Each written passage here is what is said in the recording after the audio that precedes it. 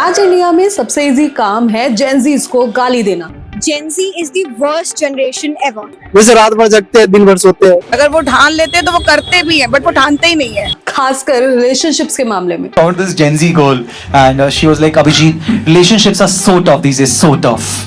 Like the last guy I was with, he ghosted me. I'm like, है जी?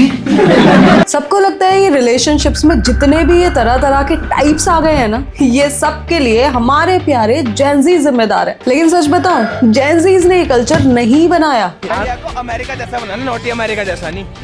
हाँ, नाम जरूर रख दिए हैं like situationship, ghosting, benching etcetera etcetera.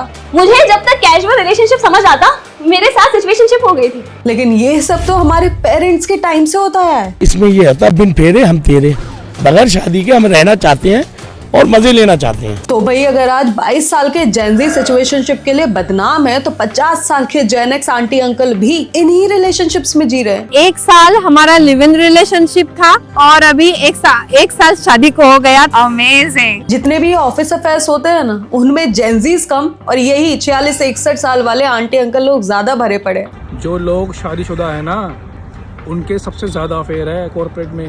40 साल का बुड्ढा न्यू जोनस प्लान मारता है। बस आज डिफरेंस ये है, पहले लोग कंफ्यूज होते थे, उन्हें पता ही नहीं था कि ये रिश्ता आखिर कहलाता क्या है। लेकिन आज इसी कंफ्यूजन की लेबलिंग कर दी गई है। Some Gen Z's like benching और ब्रेड क्रम्बिंग, ये अभी नया नया रिलेशनशिप्स में टर्म्स आया है। आपको पता है ये बेंचिंग? नहीं, मुझे नहीं पता। अब देखो, जेन एक्स यानी अंकल आंटी वाली एज के लोग एंड मिलेनियल्स यानी वही 35 से 45 वाले लोग, ये सारे सो कॉल्ड कुकर्म दशकों से करते आ रहे हैं। नीना गुप्ता और विवियन रिचर्ड्स का केस देख लो, या फिर धर्मेंद्र जी और हेमा मालिनी का केस। और ये तो हाई प्रोफाइल केसेस हैं, इसलिए जनता के सामने है। जरा सोचो, ऐसे कितने केसेस होते होंगे 80s और 90s में जो चोरी चोरी किए जाते रहे होंगे। तो भाई जेनजीज के पीछे पड़े रहना ये कहते हुए कि दुनिया के सारे कुकर्म जेनजीज की वजह से हैं, ये तो जायज नहीं है ना। हम मिलेनियल्स का एक नया हॉबी और पैशन डेवलप हुआ है, जेनजी पेलो आंदोलन। जिधर भी जेनजी देखे पेल दो, कुछ भी बोल दो, मजा आता है हम लोग को, इससे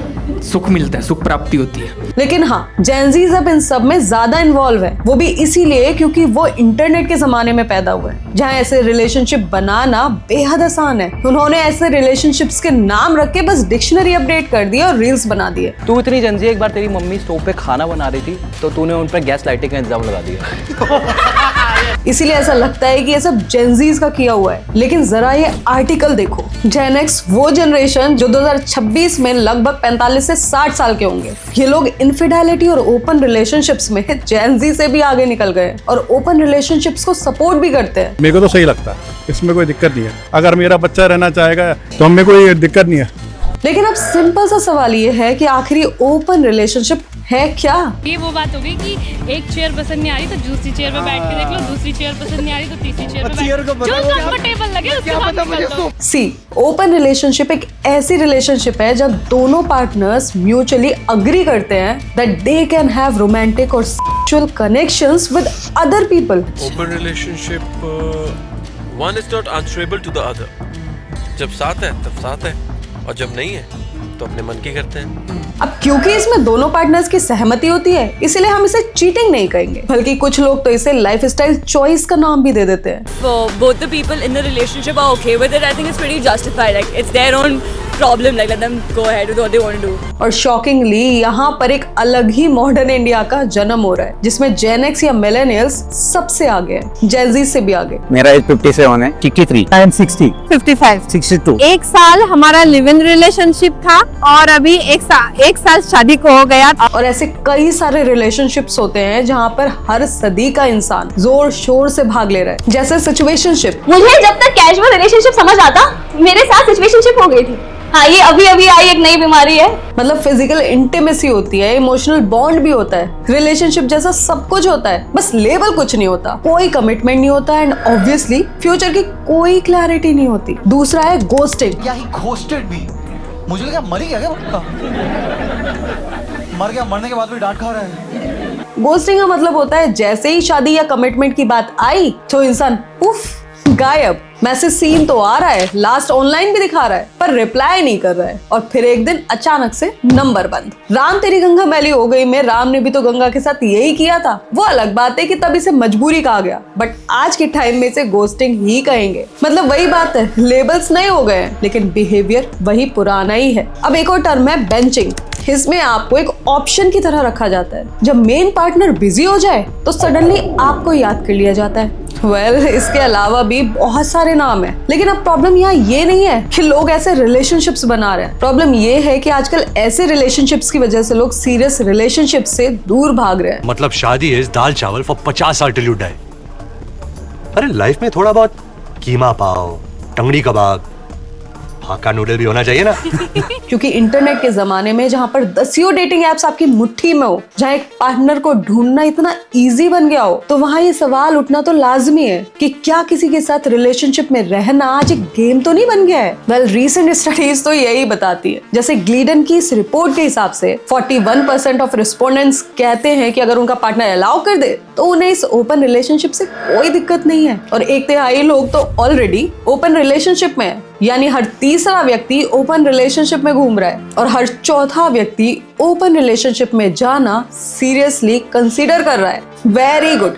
और जिन डेटिंग एप्स की वजह से ये सब ज्यादा हो रहा है, लाइक टिंडर, बम्बल, उनका एल्गोरिदम तो बना ही इस तरीके से है कि आप लोग लॉन्ग फॉर्म रिलेशनशिप बना ही ना पाओ, क्योंकि उनका business model long term relationship से नहीं, लॉन्ग टर्म यूसेज से चलता है। क्योंकि सोचो, अगर आप टिंडर एक बार यूज करके लॉन्ग टर्म रिलेशनशिप में चले गए तो आप तो ये एप्लीकेशन डिलीट कर दोगे, जो कि ये सारी डेटिंग एप्स बिल्कुल भी नहीं चाहती। तो टिंडर जैसी डेटिंग एप्स बस यही चाहती हैं कि आप उनका एप्स यूज करते रहो और हमेशा ऐसे ही किसी दूसरे बेहतर इंसान की तलाश में स्वाइप करते रहो। वेल, जेनजीज को ब्लेम करना बहुत आसान है, लेकिन सोचने वाली बात ये है कि जिन रिलेशनशिप्स के लिए हम जेनजीज को ब्लेम करते रहते हैं, उनके लिए ये डेटिंग एप्स या फिर सोशल मीडिया प्लेटफॉर्म्स बनाए किसने हैं? वेल, ये सब मिलेनियल्स और जेन एक्स की जनरेशन के लोगों ने ही तो बनाए हैं। ये है टिंडर के फाउंडर 39 ईयर्स ओल्ड, बम्बल के founder 36 years old, Mark Zuckerberg 41 years old, Gleeden के फाउंडर 53 ईयर्स ओल्ड। ये सब के सब मिलेनियल्स और जेन एक्स ही तो हैं, जेन जी नहीं। तो हो कुछ नहीं रहा, बस ह्यूमंस की टेम्पटेशन और डिजायर्स को कैपिटलाइज किया जा रहा है, जो इंटरनेट की वजह से आज और भी ज्यादा आसान हो गया है और बदनाम बेचारे जेन जीज होते जा रहे हैं। और ऐसे एप्स कंज्यूम करने से सबसे शॉकिंग चीज ये होती है कि आप रील और रियल लाइफ में डिफरेंस भूल ही जाते हो। उल्टे सीधे couple goals, how a man should love women, ये सब कुछ ऐसे ऐप से डिसाइड करते हैं और इनका कंटेंट कंज्यूम करके आप उल्टी सीधी एक्सपेक्टेशंस बना लेते हो। और अगर आपका पार्टनर ऐसा नहीं करता तो आपका रिलेशनशिप एक रेड फ्लैग की कैटेगरी में चला जाता है। कई रिसर्च स्टडीज ने ये पाया है कि इंस्टाग्राम और सोशल मीडिया का ज्यादा यूसेज रिलेशनशिप सेटिस्फेक्शन को कम कर देता है, जैसे ट्रस्ट, बॉन्डिंग, सेटिस्फेक्शन और रोमांटिक रिलेशनशिप्स में कॉन्फ्लिक्ट्स बढ़ा देता है। और ये भी बहुत बड़ा रीजन है जेनजीज के बीच ब्रेकअप्स और डिससेटिस्फेक्शन बढ़ने का। I cannot handle all the drama and all the questions. I would just drop the text and ghost. अब इतना तो समझ में आ ही गया है कि ये बीमारी तो पुरानी है और हर जनरेशन के साथ बढ़ती जा रही है। तो अब सोल्यूशन क्या है? सोल्यूशन ये नहीं है कि हम जेनजीज को ब्लेम कर दें या फिर इन एप्स को गाली देकर खुद को इनोसेंट मान लें। सोल्यूशन ये है कि हम पहले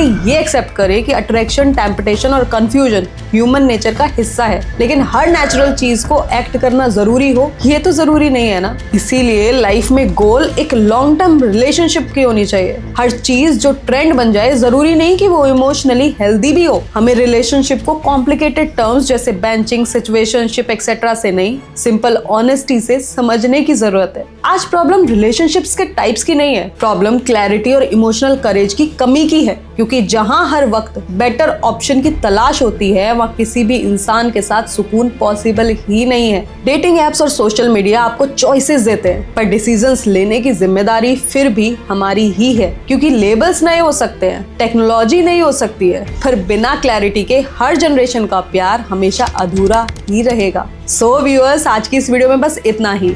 एंड यदि ये वीडियो आपने यहाँ तक देखी है उसके लिए बहुत बहुत धन्यवाद। Please do share this video more and more.